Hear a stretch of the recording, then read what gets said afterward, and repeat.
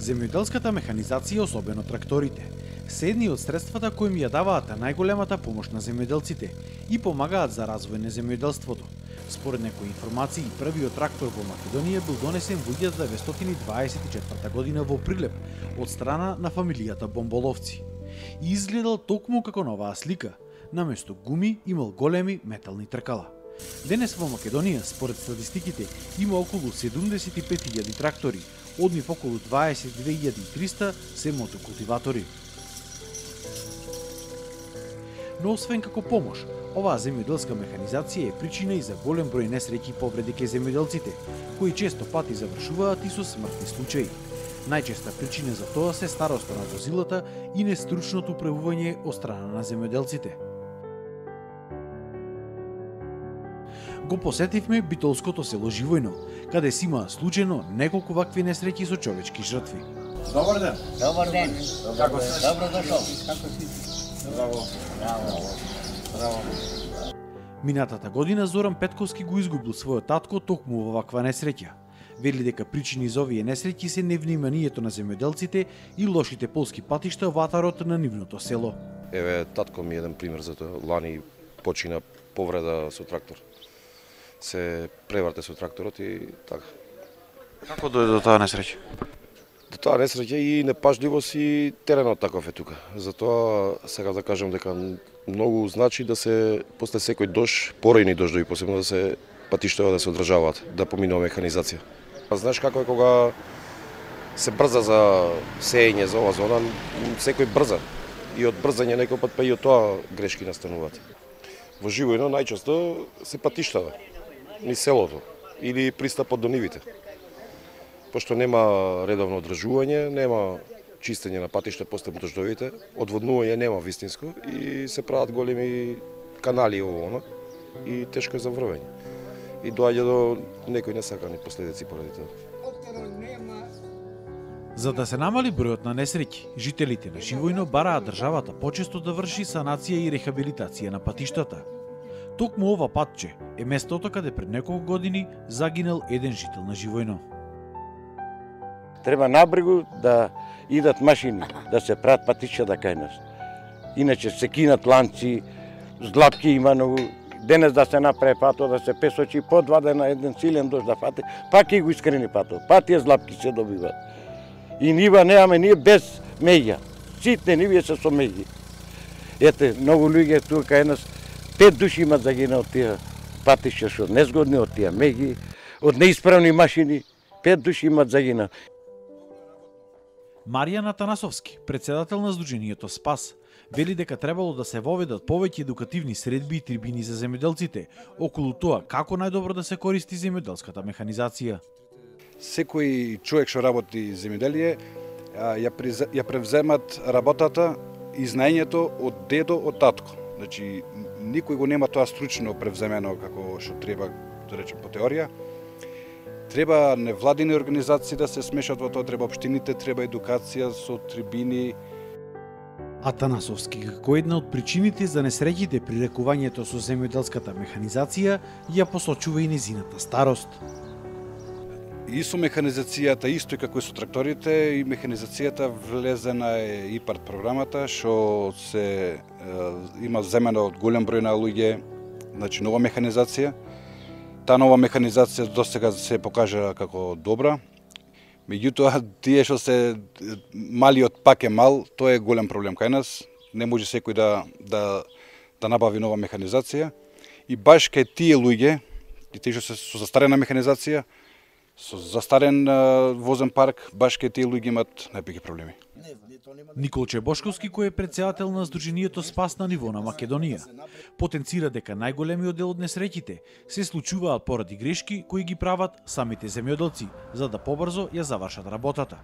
Оваа слика е еден од примерите за тоа.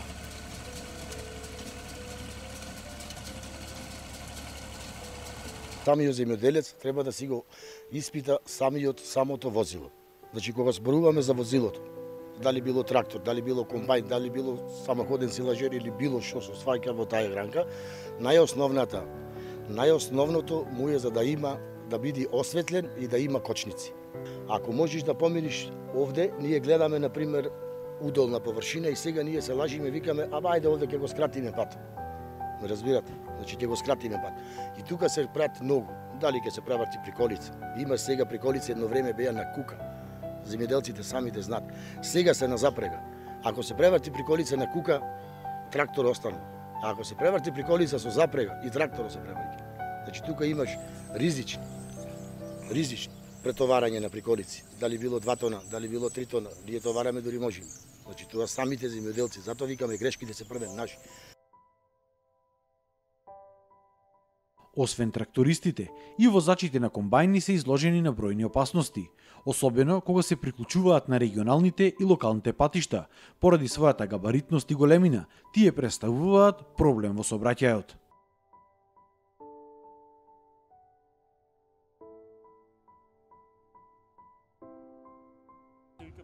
Дел од нив веќе започнале и со користење на современи уреди, за да ја зголемат безбедноста во работата. Со оглед на тоа дека голем дел од механизацијата е застарена, често се случува да не е добро осветлена. Недоброто осветлување, движејќи се по автопатите, недобро осветлените трактори или возила кои што се користат во земјоделието, често предизвикуваат такви несреќи, несакани последици. Зборувањето на мобилен телефон, како што гледате, јас имам Bluetooth слушалка, иако возам во моментов комбајн, тоа е една од приоритетите пред да се качам на комбајн, затоа што сепак зборувањето на мобилен телефон го одзема вниманието. И ако сакаме да бидеме професионалци, треба професионално да се завршиме својата работа. Од општина Новаци, каде има околу 17.000 хектари обработливо земјиште, велат дека секоја година ја подобруваат полската инфраструктура, која што е еден од главните ризик фактори кои што ги предизвикуваат несреќите. Бидејќи сме една општина со 752 км квадратни и околу 90 км полски патишта и некатегоризирани, правиме напори да ја подобриме патната инфраструктура токму на деловите кај што се движат земјоделците. Секоја година од буџетот се отделуваат околу 4-5 милиони за изградба и санација на полските патишта, кое во последните години вродува плод. Професорот Драги Таневски на Земјоделскиот факултет од Скопје вели дека за изминативе 25 години направил комплетна анализа на сите параметри кои се причините за случувањето на овие несреќи со земјоделските машини во Македонија. Прва секако била староста на машините. Значи, до 10 годишна старост во Република Македонија имаме 16,74%. Од 11 години до 20 години е најзастапена категорија од 68,5% и над 20 години се застапени со 14,74%. Значи, негден 16% имаме само, да ги речеме, добри трактори кои со сигурност можеме да работиме на нашите површини, а додека околу 70, односно 85% се дел од причините кои што настануваат, значи се доста амортизирани овие трактори и затоа настануваат одредени несреќи. Најголем дел тракторски несреќи имало во јужниот дел на Македонија. Потоа следи Скопскиот регион. Трета е Пелагонија, а на четврто место се источниот и западниот дел на државата, каде процентот на тракторски несреќи бил помал. 95% од несреќите кои се случуваат со тракторите, според Таневски, биле поради нивно превртување. Таневски предлага воведување на повеќе мерки за да се намали бројот на несреќи при користење на земјоделската механизација, особено кај тракторите. Според него, обуката со оваа механизација била најбитна, а исто така секој трактор требало да поседува светлечки триаголник поставен на задната страна на тракторот, за да биде што е можно позабележителен за другите возила, и ротационо светло поставено на највисоката точка од возилото. А една од тие опреми е, значи, секој трактор, прво, покрај самата обука, мора да има заштитна рамка или кабина. Значи, ако не е секој способен да купе трактор со кабина, така да мора да има заштитна рамка. Тоа е една настрешница само на тракторот со два дела споени за самата каросерија, или се нарекува летна кабина, или на англиски ROPS, значи меѓународно речено.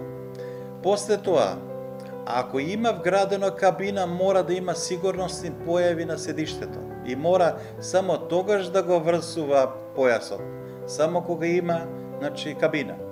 А ако нема кабина, значи возачот не смее да го врзува појасот, бидејќи тогаш доваѓа во поголема опасност.